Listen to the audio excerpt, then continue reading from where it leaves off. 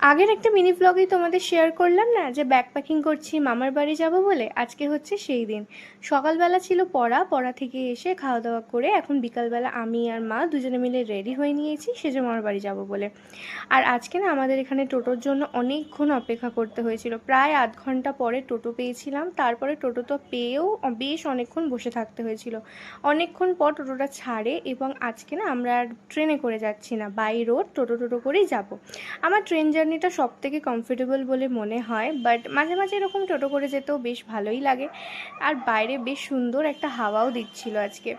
তারপরে বালিশ হল থেকে অটোয় উঠে দক্ষিণেশ্বরে যাওয়ার পথে রাস্তায় ব্রিজে বেশ ভালো একটা জ্যাম ছিল। আজকে প্রায় 1 ঘন্টার রাস্তা, আমরা 1.5-2 ঘন্টা সময় লেগে গিয়েছে শুধু এই জ্যাম আর টোটো কটো গাড়ি ঘোড়া না পাওয়ার জন্য।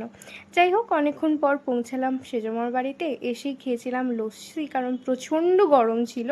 তারপরে মামা অফিস থেকে আসে আর এই আমটা নিয়ে আসে, যেটা মামার অফিসের গাছের আম, যেটা আমার হাত পুরো ছাড়িয়ে চলে গেছে, এতটাই বড় ছিল। তারপরে মামাই বানটা এনেছিল, যেটা খেতে বেশ ভালো ছিল। অনেক দিন আগে খেয়েছিলাম, তারপর অনেক বছর পরে আবার খেলাম।